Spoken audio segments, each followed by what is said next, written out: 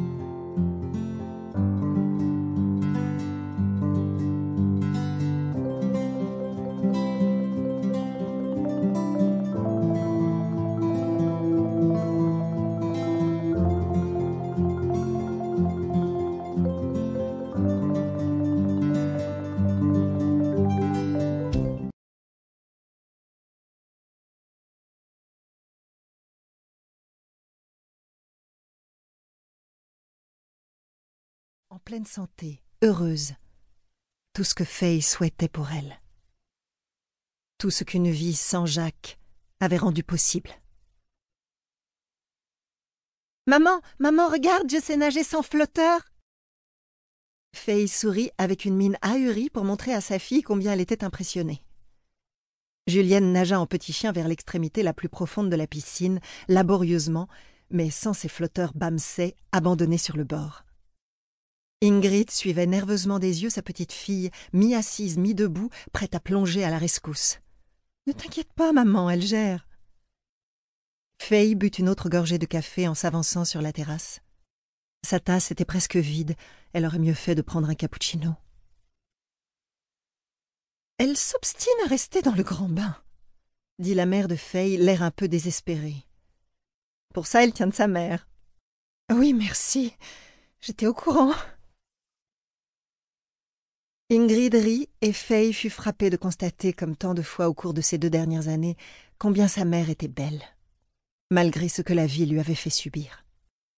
Les seules personnes à savoir Ingrid et Julienne en vie étaient Faye et Kerstin.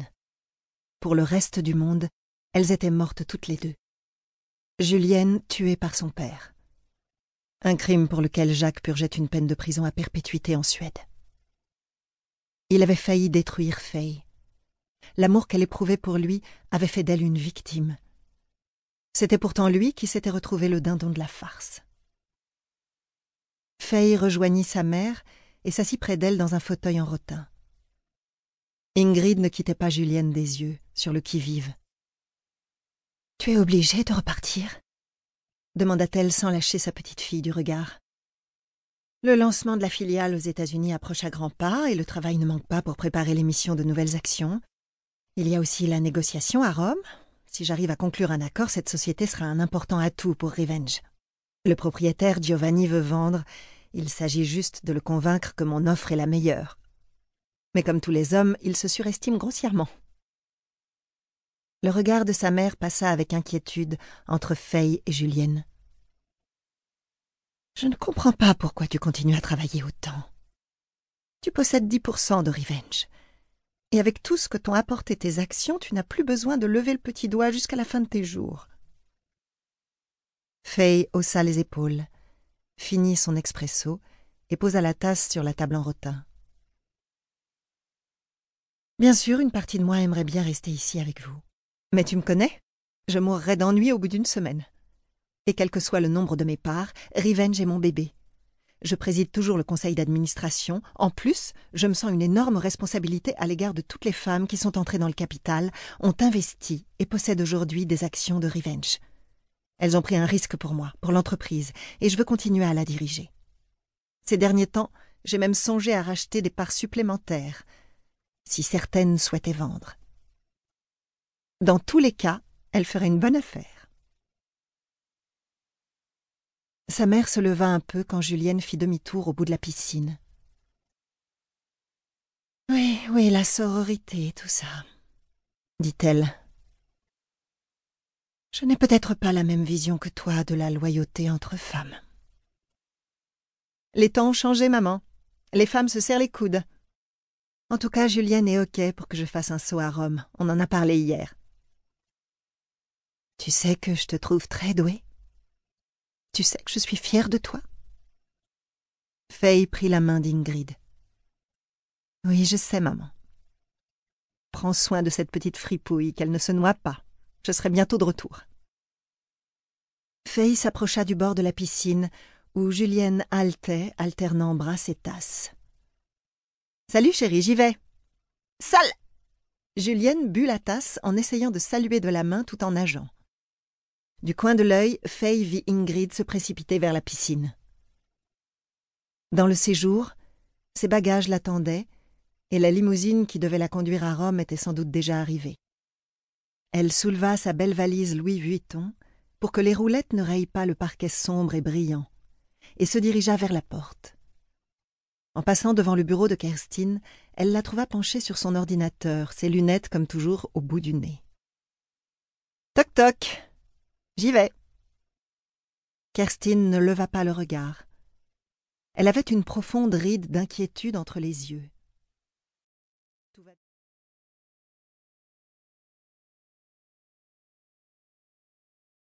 En remplissant la bouilloire.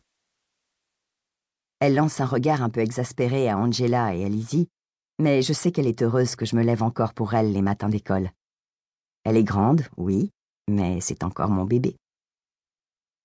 Et de toute manière, ajoutai-je, j'ai ma grande présentation au travail ce matin. Il fallait que je me lève. Un téléphone vibre. Leurs 3 têtes plongent aussitôt vers les écrans et je m'occupe de ma bouilloire. Je sais qu'il y a un certain Courtney dans la vie d'Ava. Elle ne m'en a pas encore parlé, mais j'ai vu un message arriver quand elle a laissé son portable sur la table de la cuisine la semaine dernière. Une rareté. Il m'arrivait de le vérifier de temps à autre quand c'était possible, mais elle utilise un mot de passe maintenant. Même si ça me chagrine de l'admettre, elle a droit à son intimité. Je dois apprendre à faire confiance à l'esprit sensé de ma brillante enfant. Elle saura se protéger. Tu veux ton cadeau tout de suite ou ce soir à Pizza Express? Elle a déjà reçu plusieurs petits paquets cadeaux multicolores, mais elle ne partage pas avec moi ce que ses amis lui ont offert. Elle le fera peut-être plus tard. Il n'y a pas si longtemps, elle serait venue en courant me les montrer. Plus maintenant. Le temps passe. Sans trop savoir comment, j'ai presque 40 ans, et Ava en a 16. Bientôt, elle quittera le nid. Jody nous attend dehors, déclare Angela en levant les yeux de son iPhone. Faut y aller? Ce soir, dit Ava. J'ai pas trop le temps maintenant. Elle me sourit et je me dis qu'un jour elle sera franchement belle. Soudain, j'éprouve un terrible sentiment de perte. Alors je me concentre sur mon thé et sur mes tableaux de présentation qui traînent encore sur la table pendant que les filles récupèrent leurs vestes, leurs affaires de natation et leurs sacs de cours. À ce soir, maman, lance Ava par-dessus son épaule, et elles disparaissent dans le couloir. Elles sortent aussitôt remplacées par un courant d'air humide. Sur une impulsion, j'attrape un billet de 20 livres dans mon porte-monnaie et je cours derrière elle. « Ava, attends !»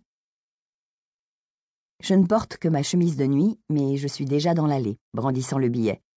« Pour les filles et toi, prenez un bon petit déjeuner avant l'école. »« Merci !» Ses amis lui font aussitôt écho avant de s'entasser dans la voiture de Jody, la minuscule blonde qui est au volant. Je me retrouve seule devant le petit portail de l'allée. À peine sont-elles installées que Jody démarre, et je grimace tout en continuant à agiter la main. Elle roule assez vite, et elle n'a pas regardé dans ses rétroviseurs. Ava a-t-elle mis sa ceinture? Inquiète-toi, c'est tout moi, ça. Mais les filles ne savent pas encore à quel point la vie est précieuse. Comment le sauraient-elles? À leur âge, elles ne sont qu'insouciance.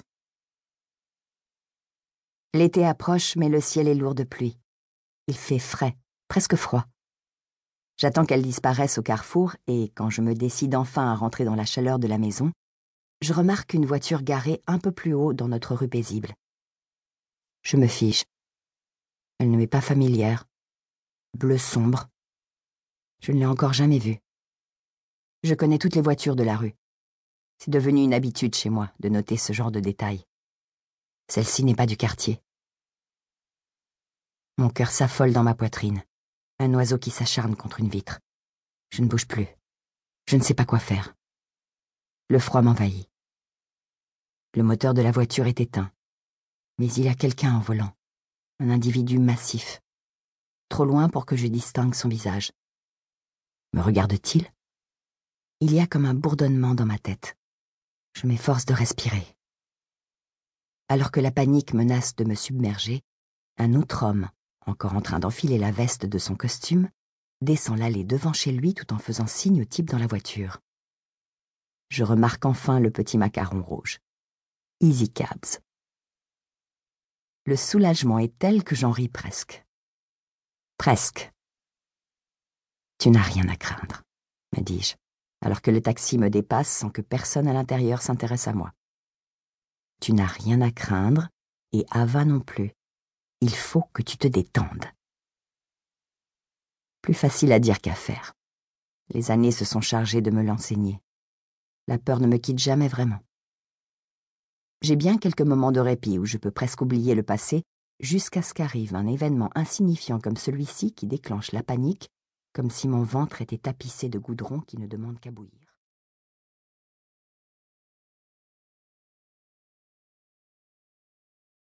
Un filet de plus en plus ténu, jusqu'à ce que ces 3 mètres sur 3 de tissu brodé deviennent un canevas vierge, sentant les couches et la peau propre de bébé.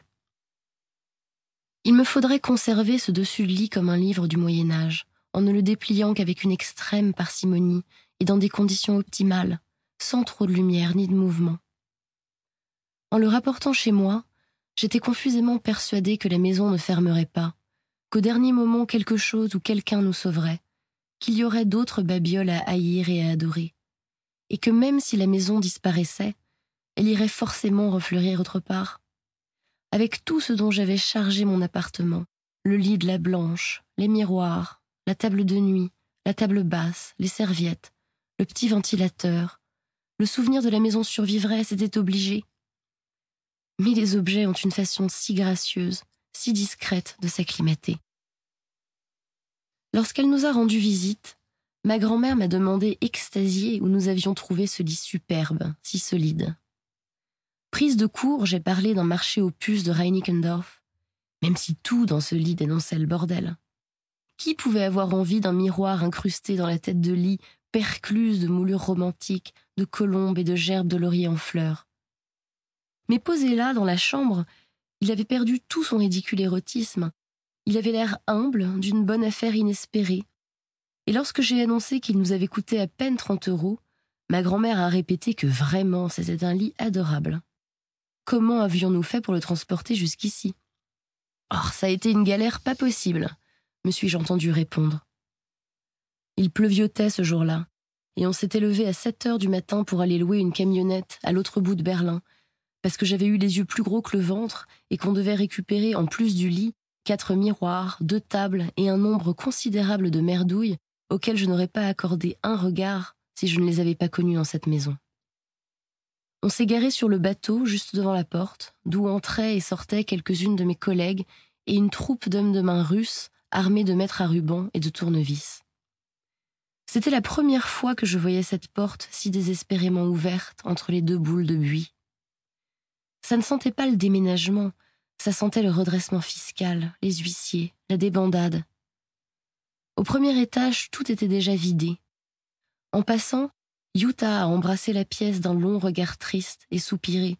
Quel gâchis, hein?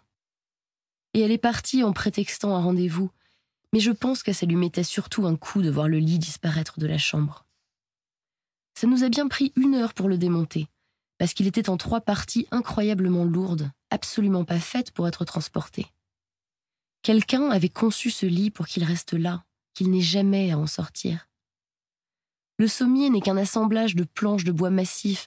On pourrait sauter dessus de toutes ses forces qu'on n'entendrait pas un craquement. Il a été bâti pour ça, pour l'agitation, pour les coups de rein féroces, pour les nuits de noces, les étreintes sauvages et furtives. Pas vraiment pour dormir. C'est d'ailleurs pour ça qu'on y dort si bien. On s'y enfonce terrassé par l'épuisement de tous les gens qui s'y sont dépensés pendant 40 ans. Enfin ça, personne ne le sait à part moi. Et moi, ça me prend un petit moment avant de fermer les yeux. Parce que je suis toujours distraite de ma fatigue par le besoin de me regarder dans ce miroir.